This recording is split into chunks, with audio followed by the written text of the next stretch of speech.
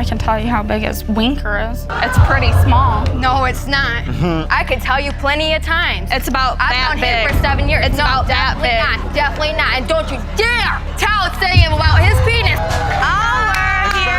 Paternity Court, where emotions run high and the truth often hides in the shadows. Buckle up as we dive into another episode filled with twists, drama, and heart-stopping revelations. Our first entry features a shocking tale of uncertainty, lies, and a battle for paternity that will leave you on the edge of your seat. Mr. Ahmad thought he had finally hit the parenting jackpot. For him, this was the moment he had been waiting for all his life. He arrived in the court, fully charged and ready to claim the baby girl he believed was his. But wait, things were about to take a shocking turn. Mr. Ahmad, you say you were overjoyed to be a father after the birth of your first child, 22-month-old Nevaeh. However, you claim that you were crushed when the defendant later told you another man could be her dad. You are here today to prove you are Nevaeh's father. Is that correct? Ahmad was over the moon with the baby news. After years of anticipation, this felt like his big break. He was ecstatic at the thought of being a father, something he had always dreamed of. The joy of knowing that he had a daughter filled his heart, and he imagined all the special moments they would share. But as soon as he started feeling this happiness, things got complicated. Ahmad's elation was clouded by doubt, a nagging suspicion that gnawed at his excitement, leaving him in a state of uncertainty. Could this really be his daughter? The more he thought about it, the more unclear everything became. To be my first child, so I was overjoyed.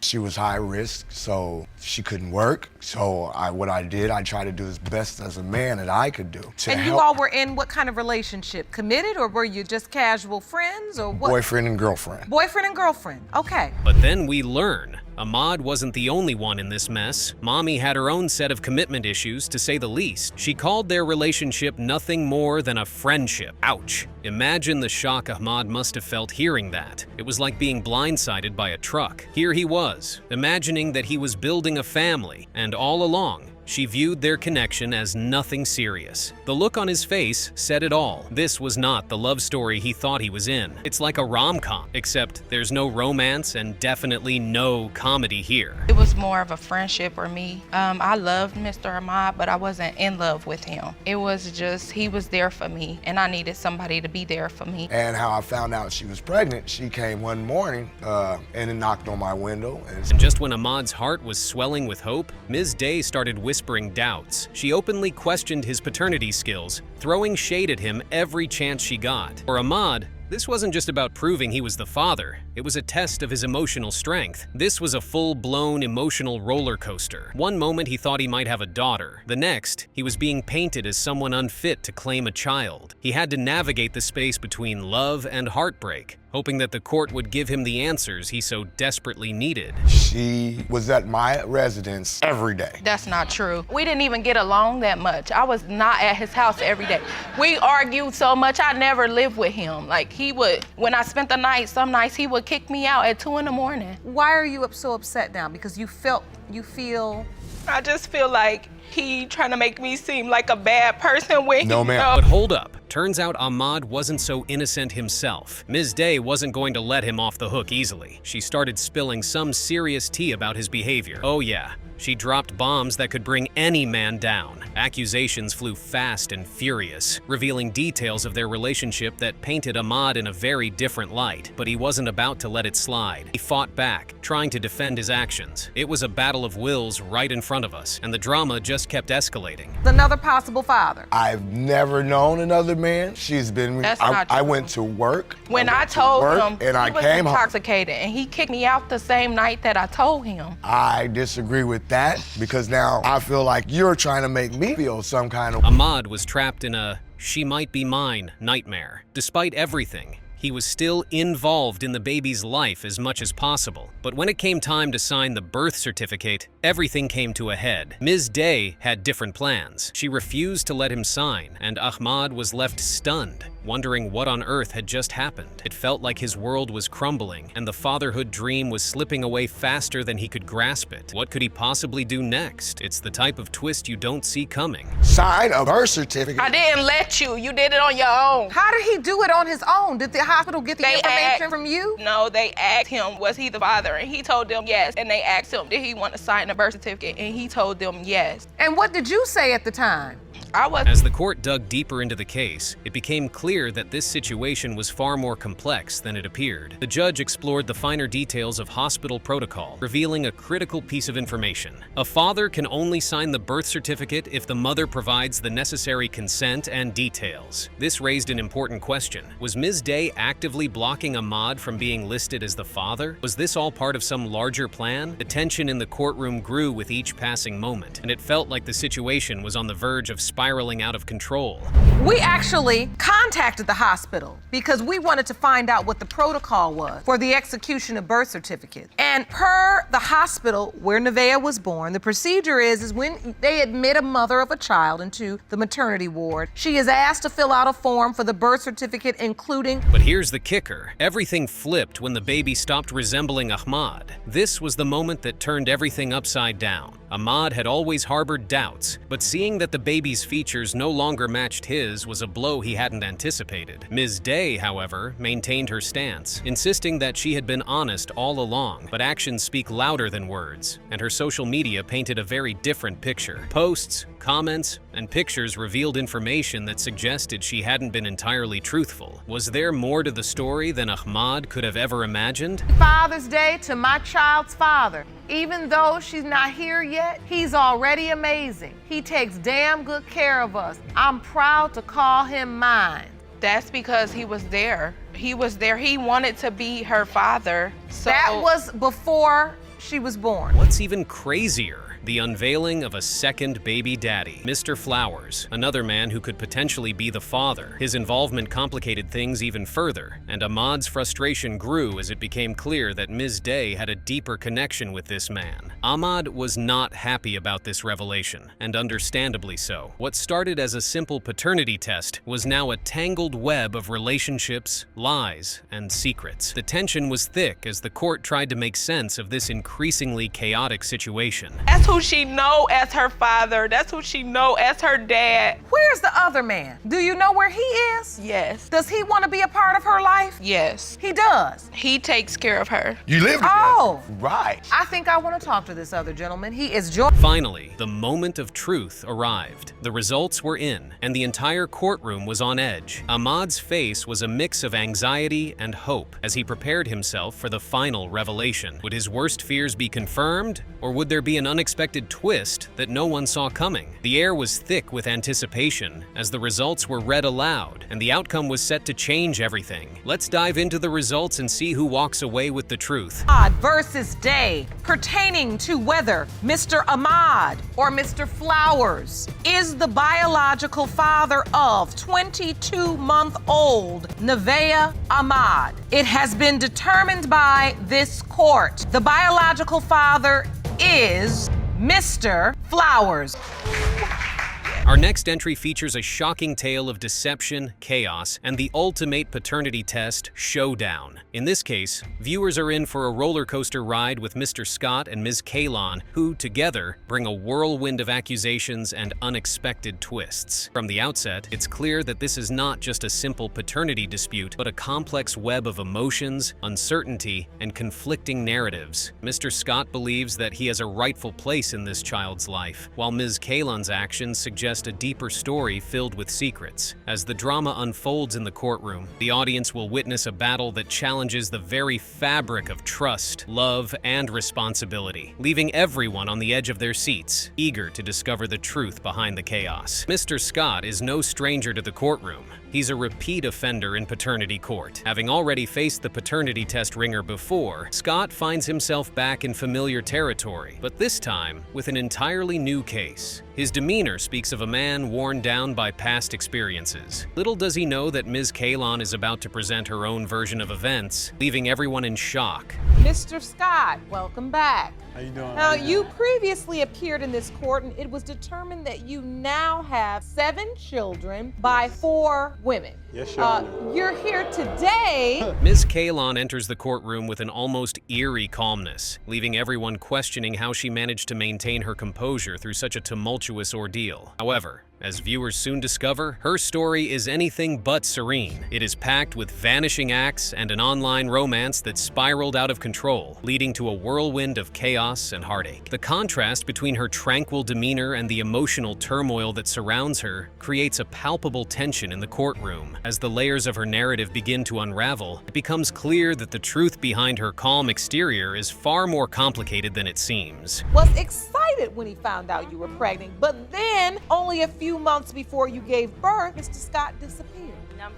You argue that the only reason he's denying your baby is because you've since learned he was in another relationship. Plenty of them, I've the heard. entire time you were together. That's not true. Ms. Kalon, your counter. Their relationship began like many modern romances. Online, Scott and Kalon connected through the digital world, navigating the virtual landscape that often blurs the lines of reality. After a few weeks of chatting, they decided to take things offline, eager to explore the chemistry they felt in person. For about 3 weeks to a month, they played the role of 2 people falling fast, lost in the thrill of new love and the excitement of their budding connection. However, as anyone who watches Paternity Court knows, things are rarely as simple as they seem. Behind the initial allure of their romance lurked complexities and unresolved issues that would soon unravel their relationship, revealing the often messy truth of modern love.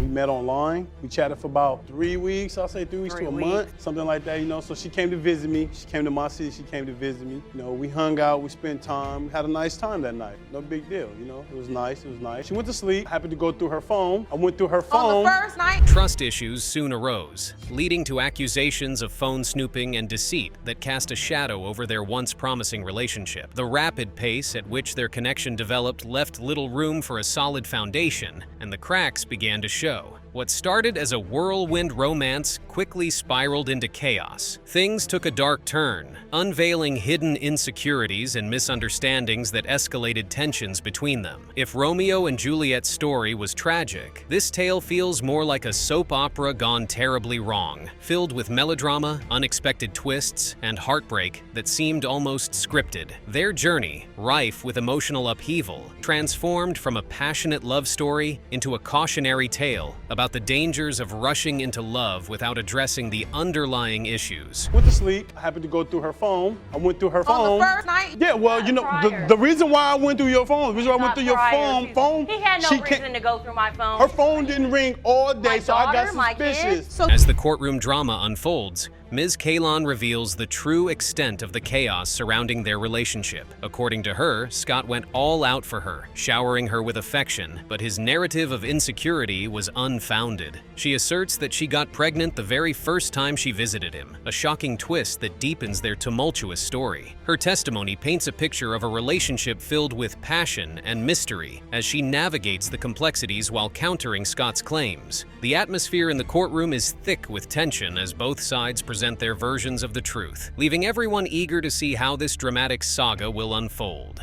Okay, I didn't go just jump off and go see him. Yeah, you We did. was talking for months, Okay. back and forth. It's like 3 weeks. And you know, I paid for my trip to go out there. Never paid for nothing. I paid when we wasn't at his mother's house. Scott didn't come to court empty-handed. He prepared what he believed were facts that would clear his name. However, Ms. Kalon was ready to counter with her own revelations. The courtroom realized this wasn't just a matter of he said, she said. Other men, male parts, okay? For real? Pictures of other male parts, and it was another. She was like, "Well, I'm finna go to Lancaster to visit a friend, a family And member." she did it like that? Pictures No, of that- male, and other then- people's male the guy parts, responds you like, I mean, the guy my says, kids "Well." would play with my phone, Your Honor. There was nothing like that. Ms. Kalon portrayed Scott as the biggest liar of all time. As the details of their relationship came to light, viewers learned of motels, secretive meetings, and the mystery surrounding their whirlwind romance. What began as a seemingly innocent online connection had turned into a tangled mess of lies, leading to Ms. Kalon's pregnancy, or not.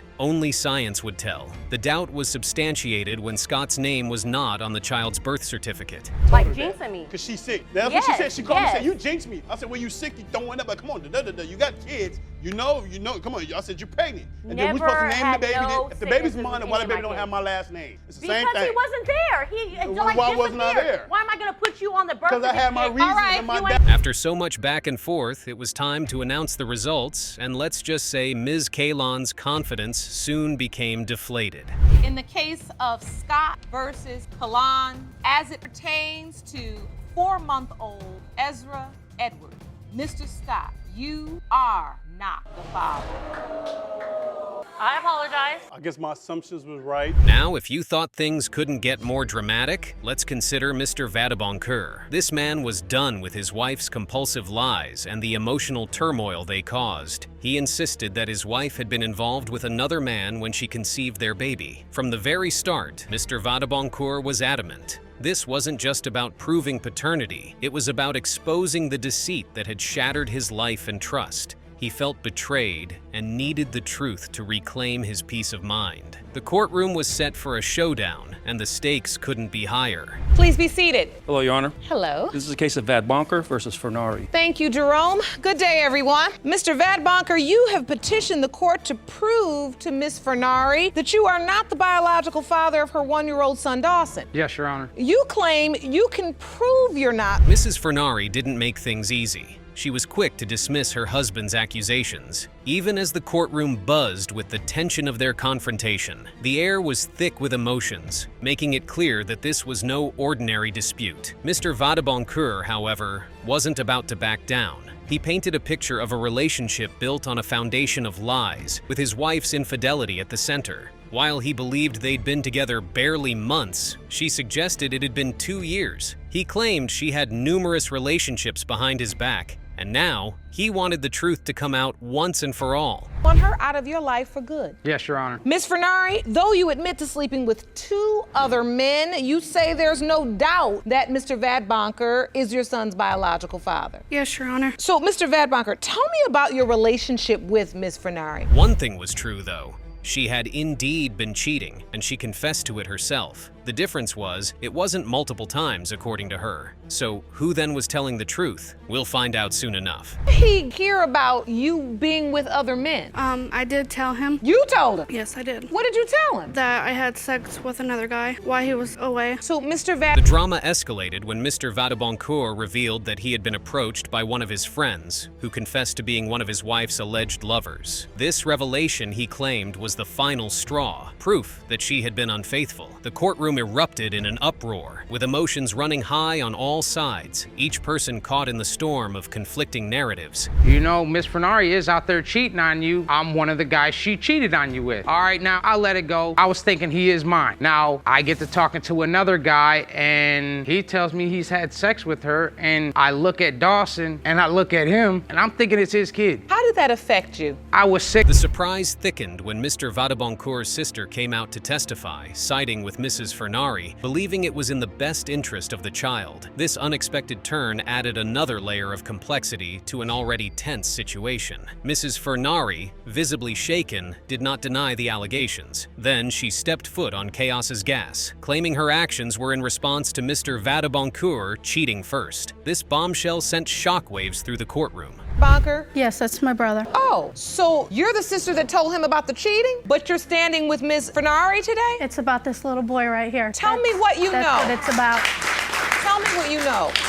One night after we had all been drinking, she slept with one of the people that came to our little get-together. The drama heightened when Mrs. Knox, David's fiancée, stepped in, transforming the court from peace to chaos as the 3 women took the stand. The crux of the matter lay in their attempts to secure a paternity test, but Ms. Fernari had taken their requests with a pinch of salt, leading to even more frustration and accusations. You went out and went to the bar with 2 other girls and had sex with them. That's irrelevant, Your Honor. Okay, Why our son was in the hospital?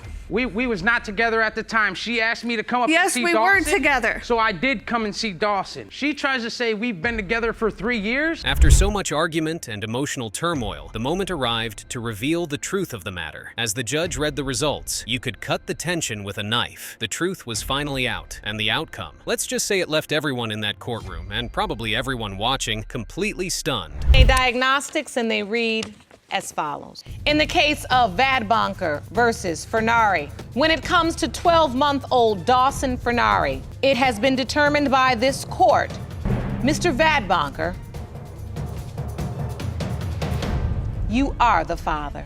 That's you. In this dramatic episode of Paternity Court, we are thrust into the world of Funzie vs. Irvin, where secrets and emotions collide in a high-stakes battle for paternity. Ms. Funzie enters the courtroom with a mix of determination and anxiety, ready to confront Mr. Irvin over her claims about their child, asserting that the child is indeed theirs. The air is thick with tension as she prepares to lay bare her truth, hoping to validate her claims and put an end to the uncertainty that has loomed over their relationship. All eyes are on her, and the stakes couldn't be higher as the truth hangs in the balance. Good day, everyone. Ms. Funzie, you have opened your case to save your family. You are here to prove your 1-month-old baby, Joakim Irvin, is your boyfriend, Mr. Irvin's biological son. You say you and Mr. Irvin have 2 other children, and you plan to have this 3rd child. However, Mr. Irvin wasn't having it, as she had alluded to having an affair a few weeks before the pregnancy. The atmosphere was charged, and the tension palpable as both parties prepared to air their grievances. You blame his sister for stirring up his ridiculous doubts. Is that correct? Yes, Your Honor. Mr. Irvin, you say that Miss Funzie confessed to having an affair weeks before you learned of her pregnancy, and She revealed that cheating had been a trend in their relationship, noting that Mr. Irvin had cheated on her earlier. Since he confessed, she argued it was only fair for her to do the same. She then reinforced that it was only a one-night stand, trying to minimize the impact of her actions. When he had told me he cheated, and I would feel like I should come to him because I cheated. So how soon after you found out she was cheating, confronted her, I'd say did you find out she was pregnant? When we went to the mobile ultrasound, I wanted to see how many weeks she was, and when she came out with the paper, I couldn't understand the number of how many weeks she was. Seeds of lies and deceit started to take root when Mr. Irvin relayed the incident of an adulterated ultrasound scan result. He, along with his sister Jada, believed it had been doctored to suit Ms. Funzie's narrative, a claim she vehemently denied, escalating the drama in the courtroom. For ultrasound, I wanted to see how many weeks she was, and when she came out with the paper, I couldn't understand the number of how many weeks she was. Like they drew the number in cursive or something. They drew 1 week and 2 days, and you saw the lady hand me the paper off the bus. You parked right outside, and you saw her hand me the paper. I didn't know if she was pregnant by me or someone else. In a bid to further substantiate her claim, Ms. Funzie presented a picture of their boys, revealing they all had knock knees, arguing that this should count for something, as it may be hereditary. She felt this visual evidence would bolster her case. Like they got the same Yeah. knock knees. Oh, they're okay. All the other kids, they say they all got the same knees and the same body shape, and you say Joakim got the same thing. Yes, Your Honor. And you believe these knock knees are hereditary and the body shape is an indication that The court, however, had better plans, and in search of the truth, invited a medical expert who established that it was difficult to say with certainty that children at that age with knock knees had a biological relationship. This revelation struck a blow to Ms. Funzie's argument. this minor child carries that trait. I would say, my expert opinion, it would be very difficult to determine this at this age. Okay. Knowing that the variants happen in children less than 6 years old. So, Ms. Funzie, as you listen to Dr. Richardson's testimony, does that change your belief? The shock was palpable. This finding counted for nothing as Ms. Funzie held on strongly to her belief that the children were indeed Mr. Irvin's. Y'all understand what he's talking about, but it's still, they all have knock knees. Have you ever told this other man that he is the biological father? No, Your Honor, I haven't talked to him since the day that I cheated on Jordan with him. All right. So, in this courtroom, we get to the truth. So, this courtroom has tracked down this other man. Ms. Funzie's earlier statement soon faced a challenge when a message submitted to the court by the man with whom she cheated came to light. He, without mincing words, revealed to the court that they had been intimate multiple times. Of course, Ms. Funzie's jaw dropped, and the entire courtroom marveled at this unexpected twist. They tell him. We kept sleeping with each other 3 to 4 times after that with no condom. This was between the months of October 2017 and November 2017. Miss Funzy, I'll let you respond now. That don't even make sense. They say November 2017. I blocked him October. Okay, Bria. Eventually, she surrendered and admitted that it indeed happened multiple times, shifting the dynamics of the case once more. Yes or no? Yes. I'm sorry? Yes, Your Honor. Yes, it was more than one time, or it was a one-night stand? It was more than one time. You go get Okay. it. You lied. You lied to me. Listen, let her explain it. She's telling the truth now. She's getting to the place where she's ready to talk about this, and this is good because this is what's going to... While the court prepared to get the results, Mr. Irvin proffered hope by stating that he was willing to accept the child as his, if indeed he was. This declaration brought a moment of calm to the room, showcasing a glimmer of potential reconciliation. However, if the child was not his, he wasted no time in expressing that it would mark the end of his relationship with Ms. Funzy. Yes, I'm hoping he's mine for my son's sake. And if he is not? If he's not, I'm gonna be done with this relationship for good. I'm ready to get the result. Jerome.